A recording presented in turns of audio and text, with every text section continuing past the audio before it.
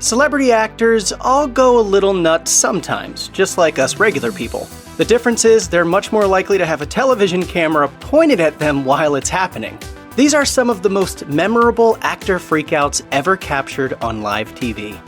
Where do we even start with Tom Cruise? One of the most successful movie stars in the history of movie stars has been the subject of substantial rumors and innuendos over the years. Many of these allegations relate to his connection with the controversial Church of Scientology, which itself has been accused of doing all kinds of awful stuff since, well, pretty much always. There is plenty of speculation surrounding what Cruise was really trying to accomplish during his frequently mocked 2005 appearance on the Oprah Winfrey Show, in which he celebrated his relationship with fellow celebrity Katie Holmes with a level of exuberance some people found a bit unnatural. Perhaps Cruise has no idea how normal people act when they're happy and can't reflect the sentiment without it looking like a bad attempt at public image management. Perhaps Cruise is just a weird guy who expresses himself in ways that look strange to the rest of us. Maybe it's both things. Perhaps we'll never know. But Tom Cruise and Oprah Winfrey's interaction might not even be the most significant element of this interview. The Mission Impossible star's couch jumping became one of the first clips to go viral on YouTube, making Cruise an accidental digital media pioneer. After all, Tom Cruise and Katie Holmes have been divorced since 2012, but we're all still using YouTube. 2005 was a particularly weird year for Tom Cruise.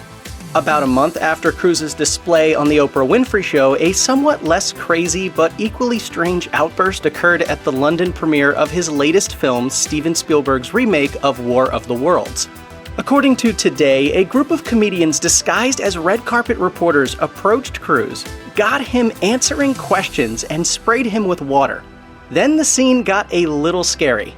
Come here, why would you do that? Strangely enough, his signature smile didn't waver for one moment. Hey, no, don't run away. You're a jerk. Police arrested the comedians, who were evidently shooting footage for a Channel 4 program called Balls of Steel. Cruise declined to press charges. In People, he remarked, "I'm a Scientologist. When things like that happen, I have no hesitation in confronting it. There are bullies, people who like to make people feel less and feel bad. Those people need to be confronted. I have never felt something like that is funny." Drew Barrymore made her film debut in the 1980 psychedelic horror jam Altered States when she was only 5 years old. That means that for a whole lot of you, Drew Barrymore has been a certifiable movie star for longer than you've been alive. Things sure have changed over the course of her career, though. Lots of behavior that seemed completely outrageous in the mid-90s looks pretty tame by today's standards. Consider Drew Barrymore's legendary flashing of David Letterman in 1995. She didn't face the camera when she lifted her shirt, so the program itself remained comfortably in PG territory. It's clear that the 20-year-old Barrymore was aiming for a playful gesture rather than any genuine attempt to seduce the host. As stripteases go, it's really not very sleazy at all, but still, it was certainly attention-grabbing. A quarter of a century later, Barrymore reflected on the episode during a round of interviews, promoting a talk show of her own. "I think if there's one thing I've learned in a very long life in front of people is there is a line. There is TMI, and I kind of know what that line is, and it's a feeling." Let's face it, if the craziest thing a person does in their 20s is flash David Letterman, then that person has probably a pretty placid decade. Especially if it was actually Letterman's producer's idea.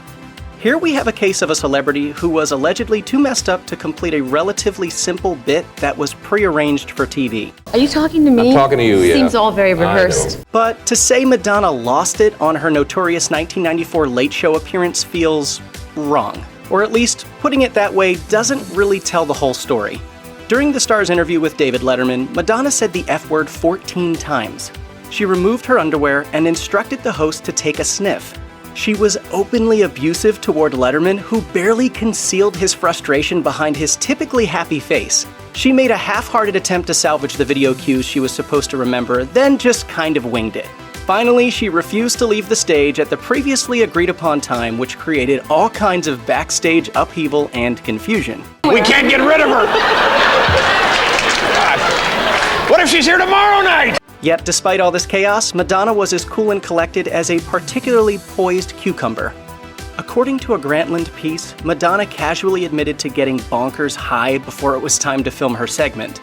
But rather than fall all over herself like a sloppy drunk, she simply scanned as totally unbothered by Letterman's talk show host hogwash. Frankly, it's kind of a good look.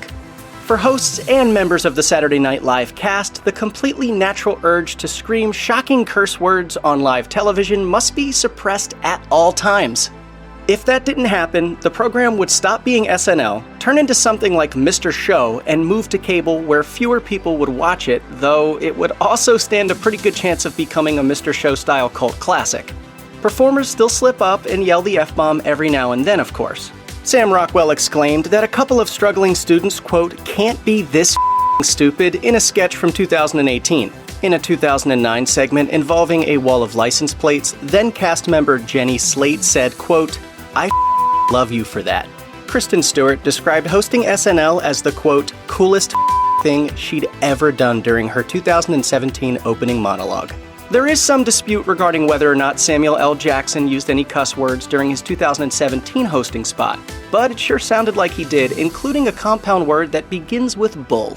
In this case, the it in losing it on live TV refers to money, because the Federal Communications Commission does not have a casual attitude about saying the F word on the telly. And if you don't pay those fines, the FCC has all the legal authority it needs to mess you up good. While he earned praise for his performance as B-Rabbit in 8 Mile, Eminem is a rapper first and foremost. As one of the most unique personalities of pop music's previous few decades, Eminem has feuded with a whole bunch of other celebrities. His enemies list includes Moby, Christina Aguilera, Machine Gun Kelly, Everlast, Will Smith, Fred Durst, Vanilla Ice, 50 Cent, Mariah Carey, and Eminem's own mom. Might as well toss Donald Trump in there as well. But as far as we're concerned, Slim Shady's greatest enemy of all time has to be Robert Smigel's hand up his bum. Some people say Triumph the Insult Comic Dog was very unwise to interject himself into the spat between Eminem and Moby that dominated the 2002 MTV Video Music Awards. Perhaps they're right. In one fell swoop, the ruthless physical assault enacted on our beloved K9 traumatized a generation of music and comedy fans. After the encounter, Triumph said, I only wish Eminem could relax and enjoy all he has. He should lighten up. I mean, my mom was a too, but I don't go writing songs about it.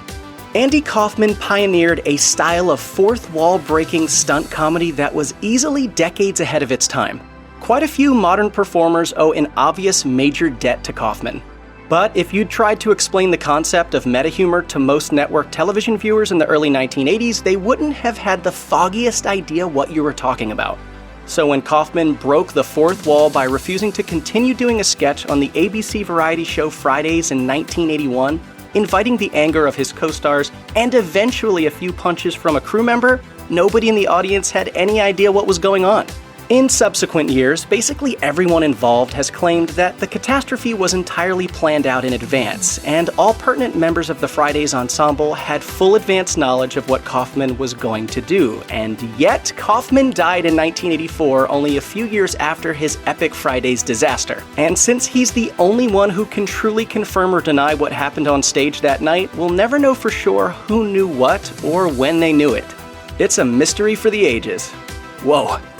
Check out one of our newest videos right here. Plus, even more Looper videos about your favorite celebs are coming soon. Subscribe to our YouTube channel and hit the bell so you don't miss a single one.